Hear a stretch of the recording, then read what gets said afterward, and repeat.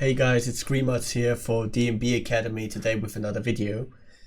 If you're new to the channel, please consider subscribing to it because it really helps us out to create more videos. Today I stumbled across kind of a problem that I guess other people must stumble across as well. I was kind of looking to chop up some vocals for this liquid track I've been working on, and I've noticed that sometimes when you download a vocal that it isn't really it isn't really done right, and there is like a little part at the end missing, and then you can't really figure out the groove as easily, and because there's a certain artistic freedom with singers as well, it's even harder to find out how that vocal works. So this will be the vocal, and we're also gonna mix it and add some sound to it, how I would use it in a track. And the vocal is originally in 125 BPM, and you're probably gonna try around to make it fit by stretching it and so on. Signs, colors drifting, 'cause you glow. And this would be in the context with the wrong BPM. Push and pull in the endless sky keeps us secret. And sometimes it's cool if it's not exactly right.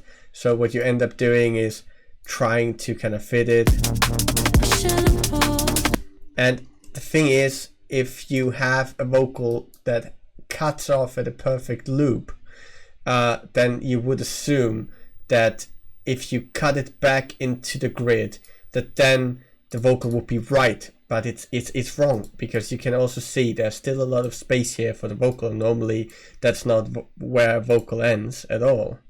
So obviously someone didn't cut this right to the grid, and now you end up with vocal sounding like this. Push and pull in the endless sky keeps us secret, but we know where to go when we see signs. It's just it isn't right, you know. So I was kind of struggling with this because I kind of tried to do it by hand, and then I noticed, Alex Akoff told me once that this is a kind of a thing enabled, and so you go, there's a way you can make this work. So you go back to the vocal, sorry, and you pull that in there, and if it has the BPM written on it, then it makes your life a little bit easier. So you go to 125 in the whole project, and then we can basically find the culprit there, and that's the culprit. As we see, someone kinda cut it to the grid but left out these huge chunks here, so the vocal would actually end here and has just a bit of reverb on it. So I understand why they did it, but I could have just faded it here and at the sample here, so it's easier for people to use. And now in 125 it fits. The push and pull in the endless sky keeps us secret. And I also found that sounds kind of cool, so I also had a project where I did on 140. But yeah, now if we pitch it back to 172, for example. Wait, sorry, I missed one step. You go back into the vocal that's now completely unwarped. You click back on warp, and now you increase the tempo, and now it's perfectly pitched for 172. The push and pull in the endless sky keeps us secret, but we know where to go when we see signs, colors drifting. And it felt like 1 in a million, and I feel it when we hide or left behind. So yeah, and now the vocal is perfectly in time. So I think that's kind of a neat trick to show people, because people are not aware of that. So yeah, that's that. And now how would I add effects to it? I think it's a nice way to show how I would mix the vocal as well, fitting the track a bit more. For example, first of all, The push and I wouldn't use the beats function probably, you know, I would probably use the complex or something. the push and pull in the endless sky keeps our secrets, but we know where to go when we see the signs. I think the complex sometimes has a bit less artifacts. What I really love doing on vocals for liquid drum bass is put a chorus on it. I can really recommend Choral from Native Instruments, if I'm not mistaken. The push and the pull. And I really like that Night Mood preset. It sounds kind of Alex Perez-ish. The push and the pull in the endless sky keeps our secrets, but we know where to go when we see the signs. Colors drifting. And normally I'd add some reverb, but this is the wet sample that I downloaded. What I really like doing is adding some kind of delay onto vocals and kind of mix it in as I go. I really like ping pong delays, so it gets a bit of a stereo feel as well. The push and the pull in the endless sky keeps our secrets, but we know where to go when we see the signs. Colors drifting, 'cause you glow like one in a million, and I feel it. I think for liquid that's a really cool thing to do. The push and the pull in the endless sky keeps our secrets. And what I really like doing is kind of emphasizing on certain parts of the vocal.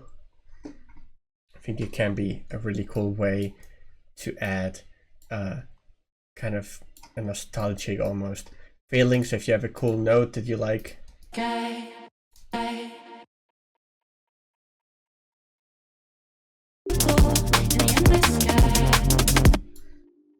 and then I kind of like to play a little melody with the vocal. It can be really cool. The sky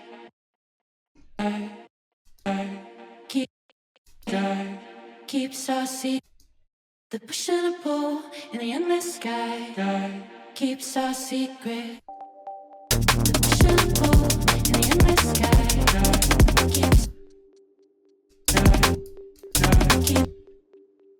keeps our secret. Then you could, for example, repeat that here. But we know where to go when we see the signs. Colors drifting.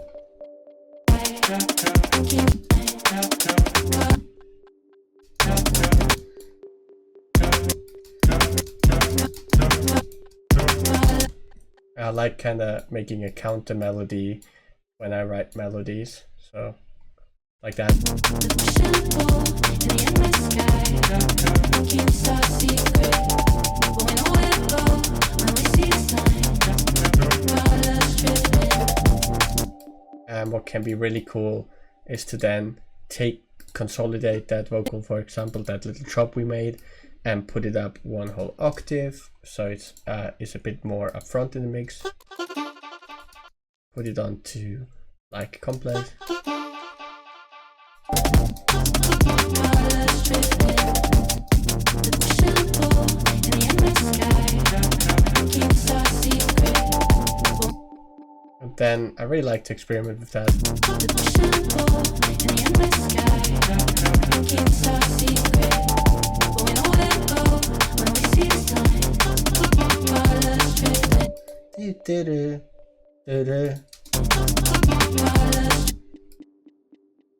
Maybe.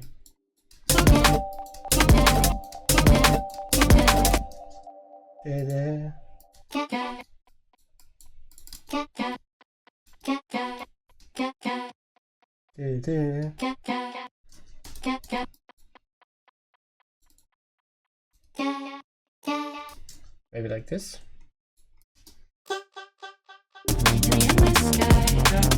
Keeps our secret, but we know where to go when we see the signs. Colors drifting. 'Cause you glow like one. Drifting. 'Cause you glow like one in a million. 'Cause you glow. 'Cause you glow like one in a million. 'Cause you glow like one in a million. 'Cause you glow like one in a million. And I feel it when we fly.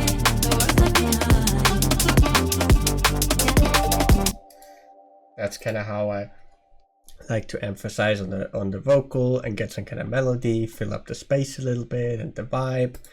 And that's just a little bit of extra vibes that you can create really with that type of thing. It's obviously up to taste, but the cool thing about doing stuff like this is you could, for example, later increase this dry wet signal here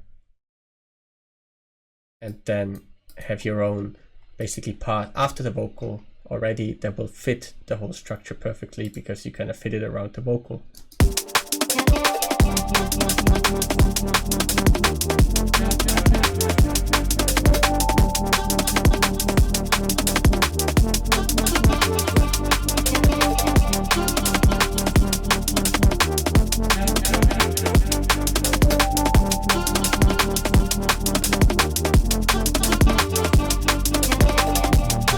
Yeah, I hope that showed you a bit something about working with vocals, how to pitch them back into time, how to chop them up a little bit and add some character and add some effects to them. Hope you like this one and see you in the next video, guys.